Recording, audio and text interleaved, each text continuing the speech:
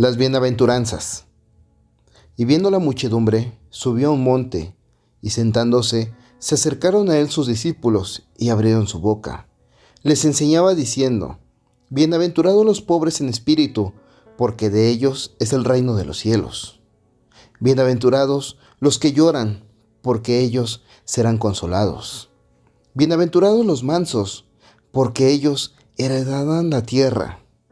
Bienaventurados los que tienen hambre y sed de justicia, porque ellos serán saciados.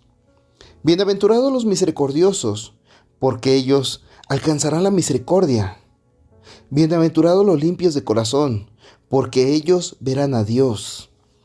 Bienaventurados los que padecen persecución por causa de la justicia, porque de ellos es el reino de los cielos.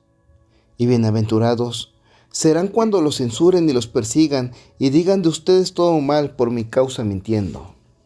Así que gocen y alégrense, porque su merced es grande en los cielos, que así persiguieron a los profetas que fueron antes de ustedes. Eso lo podemos ver en Mateo 5, 1, 12.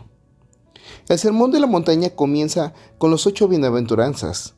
Esta es sin duda alguna una de las secciones más conocidas de la Biblia, aunque aquellas personas cuyo conocimiento de las escrituras se limita a media docena de los capítulos más familiares, conocen de memoria las bienaventuranzas. Casi nunca las comprenden, por desgracia, y generalmente las consideran como consejos hacia una perfección teórica sin aplicación alguna de la vida diaria. Tal hecho se debe a una carencia completa de la clave espiritual. Así que las bienaventuranzas constituyen un hermoso poema en prosa de 8 versos, formando un todo armonioso que es, al mismo tiempo, un resumen acabado de la enseñanza cristiana. De hecho, se considera más una sinopsis espiritual que literaria, que recoge el espíritu de la enseñanza mejor que la letra. Resúmenes de esta índole son característicos del antiguo sistema oriental de tratar una cuestión religiosa filosófica. Nos recuerda los 8 caminos del budismo, los 10 mandamientos de Moisés y otros comprendidos semejantes. Jesús se dedicó exclusivamente a enseñar principios generales, los cuales tenían siempre que ver con estados mentales. ¿Por qué? Porque él sabía que cuando se piensa con rectitud la conducta resulta ser a sí mismo recta. Y por el contrario, cuando el pensamiento toma una dirección torcida, nada puede salir bien. Así que a diferencia de otros, una dirección torcida, nada puede salir bien. De hecho, a diferencia de otros grandes guías religiosos, Jesús no nos da instrucciones detalladas acerca de lo que debemos o no debemos de hacer. De hecho, no nos manda a comer o beber ciertas cosas ni a abstenernos de ella. En realidad, todo su mensaje de Jesucristo es antirritualista y antiformalista. Escucha, los fariseos, con su terrible y detallado código de requisitos externos, fueron los únicos contra quienes Jesús mostró una completa intolerancia. Un fariseo escrupuloso de aquel tiempo, la mayoría de ellos eran extremadamente estrictos. Tenía que dar cumplimiento cada día a un sinnúmero de detalles exteriores para poder alcanzar conciencia de que había satisfecho las exigencias de su Dios. Así que un rabí contemporáneo ha calculado el número de tales requisitos en unos 600 más o menos. Y como es obvio que ningún ser humano podía llenar cumplidamente con esa responsabilidad semejante, la consecuencia natural sería que la víctima, sabiéndose siempre muy lejos del exacto cumplimiento de su deber, viviera permanentemente bajo un crónico sentimiento de pecado. Ahora bien, creerse pecador equivale prácticamente a ser pecador con todas las consecuencias que derivan de tal condición. La ética de Jesús contrarresta con todo esto. Su objeto es precisamente liberar el corazón de poner su confianza en cosas externas, sea para lograr recompensas temporales o para poder alcanzar la salvación espiritual. Él quiere llevarnos a una actitud mental completamente nueva, y esto es que las bienaventuranzas nos muestran gráficamente. Ahora, llegado a este punto, me gustaría que usted anotara: bienaventurados los pobres en espíritu, porque de ellos es el reino de los cielos. Presta atención. Aquí desde el principio hemos de tener en cuenta un hecho de gran importancia, práctica en el estudio de la Biblia, y es que está escrita en el lenguaje característico, es decir, con abundancia de giros y expresiones y algunas veces las palabras que se emplean en sentido muy diferente al que se le da actualmente en la vida diaria. A esto tenemos que agregar el hecho de que el significado de muchos términos ha variado desde que todo se tradujo. En realidad, la Biblia solamente es un texto de metafísica, un manual para el desarrollo del alma, y todas las cuestiones que en ella se tratan son considerables sobre esa base. Así que nunca será demasiado el énfasis de que esté en este punto. Tal es la razón por la cual en la Biblia cada asunto se toma en su apreciación más amplia. De hecho, todas las cosas se consideran allí en una relación con el alma humana, y muchas expresiones comunes se usan en un sentido mucho más profundo que el que suele dárselas corrientemente. Por ejemplo, la palabra pan, tal como se emplea en la Biblia, significa no solamente cualquier clase de alimento para el cuerpo físico, lo cual es la interpretación literaria más comprensiva, sino todas las cosas que el ser humano requiere, tales como ropa, albergue, dinero, educación, amistades, etc. Y sobre todo las cosas espirituales como percepción, comprensión y en especial realización espiritual.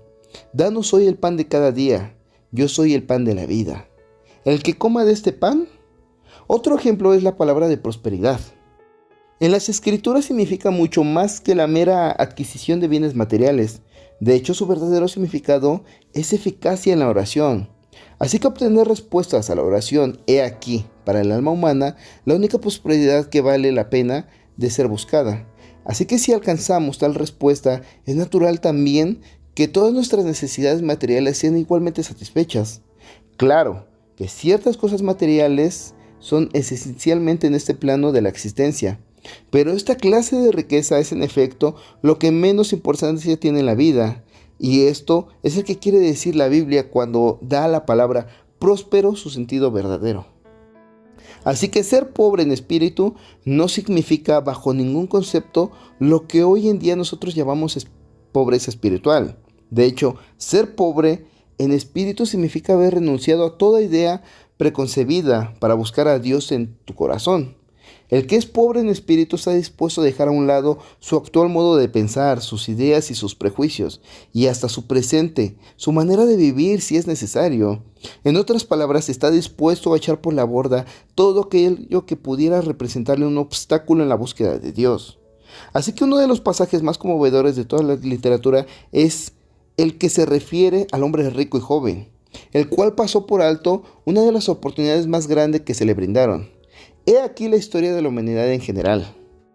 Rechazamos la salvación que Jesús nos ofrece, es decir, nuestra oportunidad de poder encontrar a Dios, porque tenemos grandes posesiones.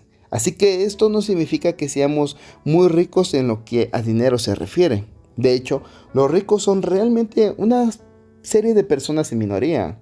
Así que nuestras grandes posesiones suelen ser de otra clase: opiniones, confianza en nuestro propio juicio y en las ideas con que estamos familiarizados, orgullo espiritual como producto de méritos académicos, predisposición sentimental o material hacia determinadas instrucciones y organizaciones, hábitos de vida que nos duele abandonar, preocupación por el resto de los demás o quizá temor al ridículo, o un inusitado interés en los honores y distinciones del mundo. Y todas estas posesiones nos mantienen encadenados a la roca del suplicio, que es nuestro exilio de Dios.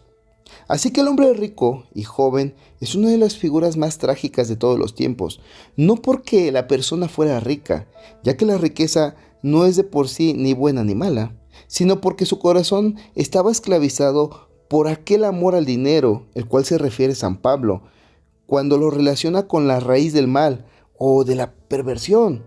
Aun cuando hubiera sido multimillonario en plata y en oro, si no hubiese puesto su corazón en sus riquezas, habría podido entrar en el reino de los cielos tan fácilmente como el mendigo más pobre, pero su confianza estaba en sus posesiones y esto le cerró la puerta. Ahora, ¿por qué el clero de Jerusalén no recibió con regocijo el mensaje de Cristo?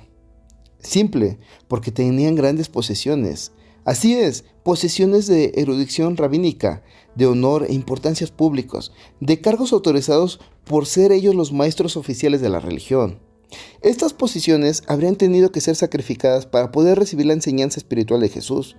Así que la gente humilde e ignorante que oía complacida al maestro simplemente era feliz, a pesar de no tener tales posiciones que les pudieran tentar abonar la verdad. Ahora, debemos hacer una pregunta muy larga. ¿Por qué en este momento? ¿Por qué en los tiempos modernos, cuando el mismo sencillo mensaje de Cristo anunciado a la inmanencia y acercamiento de Dios, así como la luz interior que arde permanentemente en el alma humana, apareció de nuevo en el mundo, fueron otra vez los sencillos e indoctos quienes lo recibieron de buena gana? ¿Por qué no fueron los obispos, los decanos, los ministros, los presbíteros quienes la dieron al mundo? ¿Por qué no fue Oxford? ¿Por qué no fue Cambridge o Harvard? El gran centro de difusión de el más importante de todos los conocimientos. Y la respuesta es muy simple. Porque vuelve a ser porque tenían grandes posesiones de orgullo intelectual y espiritual, grandes posesiones de egoísmo y presunción, grandes posesiones de honores académicos y de prestigio social. Recuerde, los pobres en espíritu no sufren ninguno de los impedimentos, bien porque no los han tenido nunca, o bien porque se han elevado hacia un plano superior, gracias al influjo de la comprensión espiritual. Ellos se han liberado del amor al dinero y a los bienes terrenales, del temor al qué dirán y a la desaprobación de los familiares o los amigos. Ya ninguna autoridad humana, por elevada que sea, los intimida. Han abandonado toda necia confianza en la infalibilidad de sus propias opiniones. Así que por fin han comprendido que sus creencias más queridas pueden haber estado equivocadas y que acaso su modo de ver las cosas y sus ideas sobre ellas podrían ser falsas y requieren la modificación. Así que están listos para emprender otra vez a la ruta de la vida y poder comenzar de nuevo a aprender su significado.